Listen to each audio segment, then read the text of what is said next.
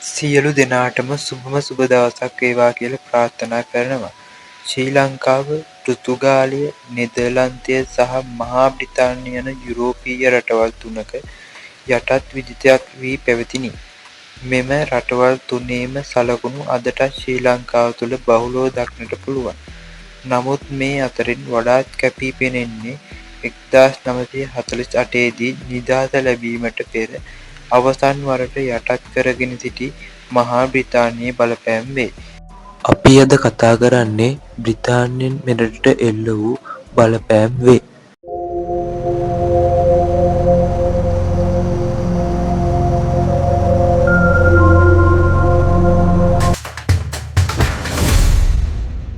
භාෂාව, සංස්කෘතිය, ආහාර, ක්‍රීඩා සහ බ්‍රිතාන්‍ය විලාසිතා මෙන්ම චාරිත්‍ර වාරිත්‍රද ශ්‍රී ලාංකිකයන් තවමත් යම්තාක් දුරකට අනුගමනය කරනවා.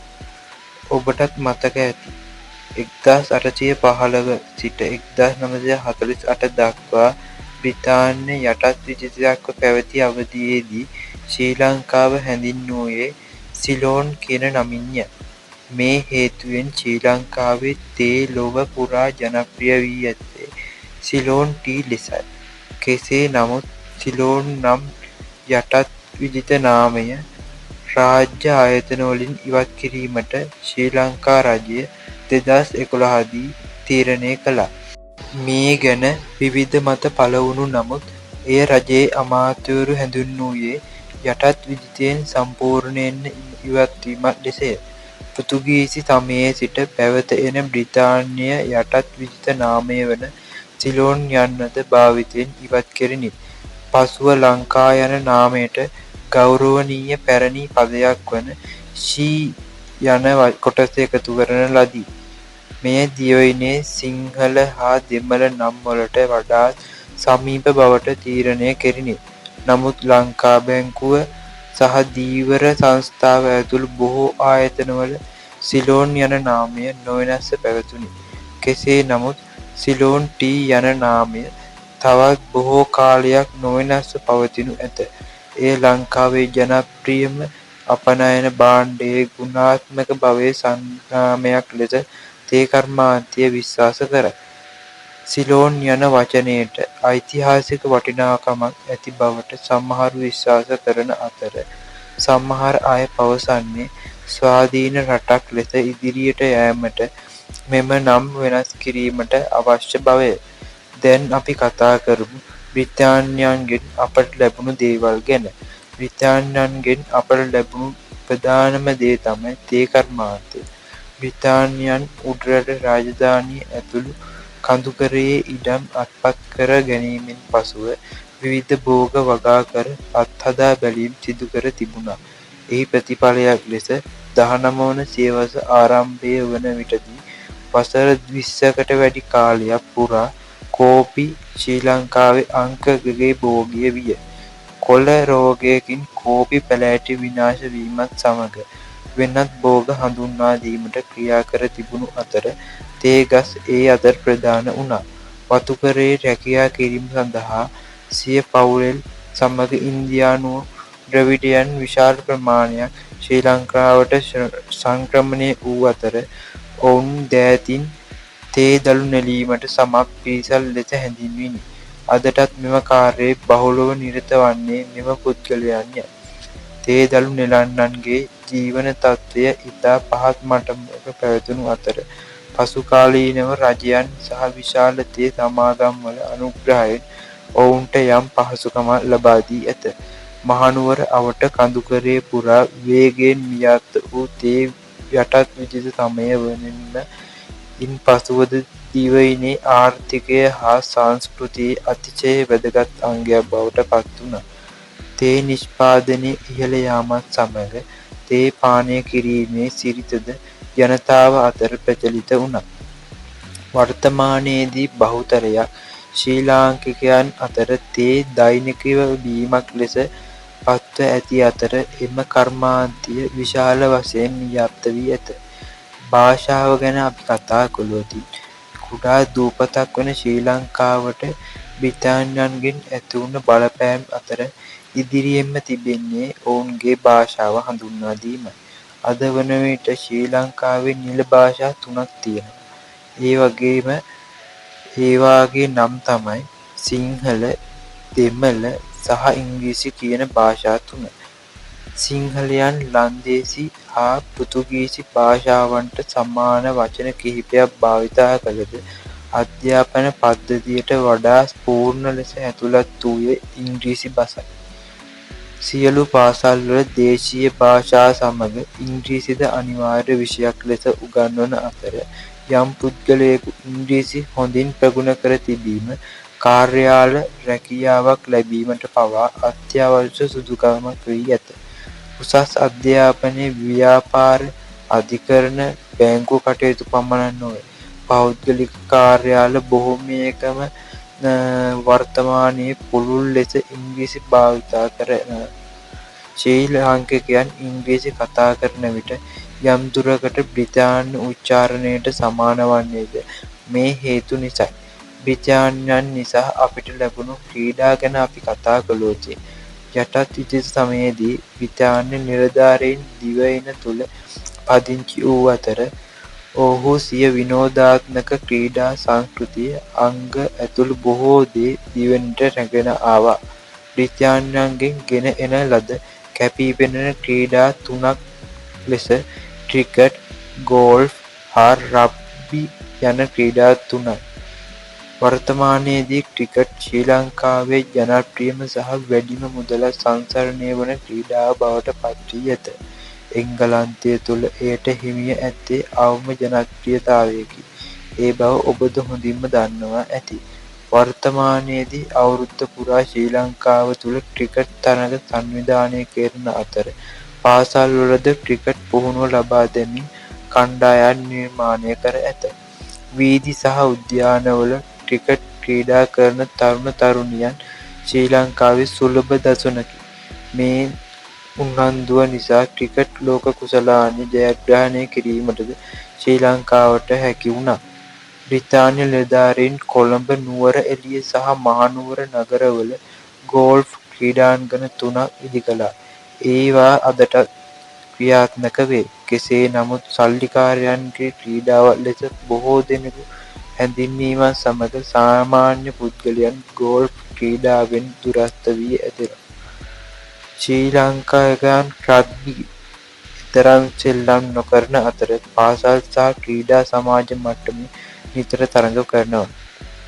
බ්‍රිතාන්‍යයන් නිසා අපට ලැබුණු යටිතල පහසුකම් ගැන අපි කතා කළොත් තේ කර්මාන්තය ව්‍යාප්ත වීම සමග රටවැසියන්ගේ දියුණුව සමග මහා මාර්ග සහ දුම්රිය මාර්ග ඉදිකිරීමට යටත් විජිත සමයේ ආරම්භ වුණා. රට පුරා පාසල් නිර්මාණය කර අතර ඒවා කිහිපයක් නම් මිලාගිරිය ශාන්ත පාඋළු බාලිකා විද්‍යාලය, රාජකීය විද්‍යාලය, වෙස්ලි විද්‍යාලය, මහනුවර ත්‍රිත්ව විද්‍යාලය, ගාල්ල රිච්මන්ඩ් විද්‍යාලය ඇතුළු බොහෝමයක් පාසල්වල අදටත් මෙම පැරණි ගොඩනැගිලි දක්නට පුළුවන්.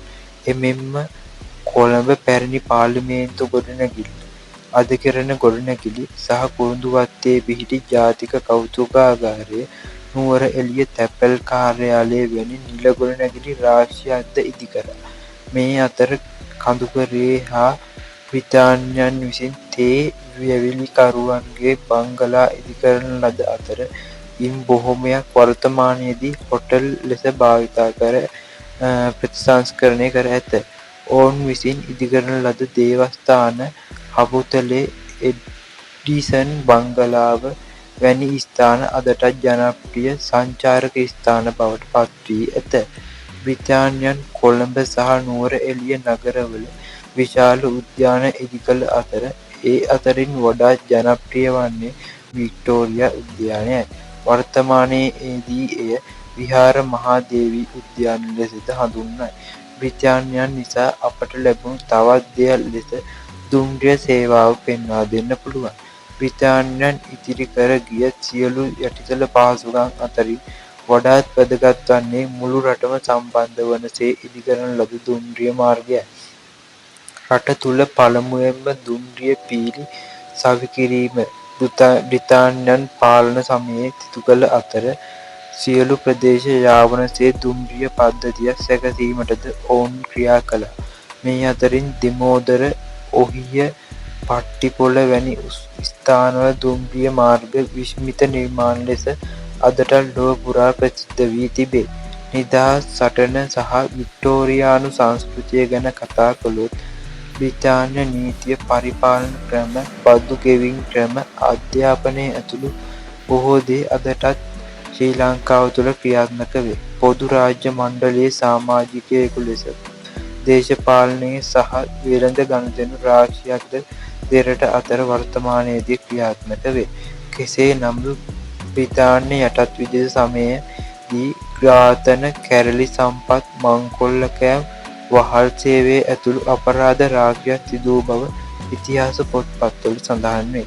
නානායක්කාර වංචික ශ්‍රී වික්‍රම රාජසිංහ රජු හා රදළයින් අතර තිබූ අමනාපකම් සිය වාසියට හරවා ගනිමින් ඉංග්‍රීසීන් විසින් මෙරට යටත් කරගත්තා. සබරගමුව මහදිසාවේ සහ මහ අදිකාරම් ධුරයේ දැරූ ඇහැලේපොළ මහ නිලමේගේ සහාය උපක්‍රමශීලීව ලබාගෙන ඉංග්‍රීසීන් කන්ද උඩරට ආක්‍රමණය කරමින් 1815 මාර්තු මස ගිවිසුමකින් මුළු දිවයිනේම තමන් යටතට පවරාගත් අතරට එය කන්ද උඩරට ගිවිසුම නමින් ප්‍රසිද්ධ වී ඇත. නමුත් ඉංග්‍රීසීන්ගේ විවිධ වූ තාඩන පීඩන දරාගත නොහැකිව 1818 කැරැල්ලත් දියත් කරා. නමුත් නැවත රදළයින් අසමගිකම් ප්‍රයෝජනයට ගෙන කැප්පිටිපොළ මහ නිලමේ ඇතුළු 1818 නිදහස් සටනේ නායකත්වය ගෙන ක්‍රියා කළ අය ඝාතනය කරමින් ඉංග්‍රීසීන් සිය බලය නැවත තහවුරු කරගත්තා. ඉන් පසුව නැවත කැරැල්ල ඇති වූයේ 1848 දීය. පොංගාලේගොඩ බණ්ඩා, වීරපුරන්නප්පු ඇතුළු පිරිසකගේ නායකත්වයෙන් මෙම අරගලය ආරම්භ කරන ලද්දේ එවක ආණ්ඩුකාරවරයා වූ ටොරින්ටන් සාමිවරයා පනවන ලද බදු 7කට විරෝධය පළ කිරීමක් ලෙසය. රාජ්‍ය ආදායම වැඩිකර ගැනීම පිණිස ඇඟ බද්ද, කරත්ත බද්ද, තුවක්කු බද්ද ආදී මෙම බදු නම් කර තිබුණා. බදු විරෝධී අරගලය වශයෙන් දියත් වූ මෙම සටන් ව්‍යාපාරය කුරුණෑගලේ සිට මාතලේ දක්වා ව්‍යාප්ත වුණා. එය මැඩලීමට ඉංග්‍රීසි හමුදා යොදන ලද අතර ක්‍රමයෙන් එය ජනතා විමුක්ති අරගලයක් බවට පත් වුණා. නමුත් උපක්‍රමශීලීව දෙවැනි කැරැල්ලක්ද පරාජය කිරීමටද ඉංග්‍රීසීහු සමත් වූහ. කෙසේ නමුත් නිදහස් සටන 1915 පසු දේශපාලන සටනක් බවට පෙරළිණි. රාජ්‍ය නීතිඥ E.W. Perera, F.R. Senanayake, sir Ponnambalam Ramanathan, sir Ponnambalam Arunachalam, sir D V. Jayatilaka, D S. Senanayake වැනි දේශපාලඥයෝ මේ දේශපාලන සටනායකත්වය දුන් බවට ඉතිහාසයේ සඳහන් වේ. බ්‍රිතාන්‍යයන් ශ්‍රී ලංකාව විවිධාකාරයෙන් දියුණු කළද ඔවුන් සංස්කෘතියට, ආගමට සහ දේශීයත්වයට අනිසි බලපෑම් එල්ල කළ බවට සමාජයේ අදටත් නිතර පවතින මතයකි. එමෙන්ම සමහරු තවමත් වික්ටෝරියානු සංස්කෘතිය අනුගමනය කරන බවට එකිනෙකාට චෝදනා එල්ල කර ගැනීම අදටත් එක ලෙස සිදුවේ. නමුත් ඉන් පෙර දිවයින යටත් කරගත් ලන්දේසි, පෘතුගීසි බලපෑම් ගැන දැඩි සාකච්ඡාවක් සමාජය තුළ නොමැත. කෙසේ නමුත් නිදහස ලැබී වසර 73ක් පමණ ගත වුවද යටත් විජිත සමයේ බලපෑම් මෙන්ම ප්‍රතිලාභද එක ලෙස භුක්ති විඳීමට ශ්‍රී ලාංකිකයන්ට හැකි වී තිබේ.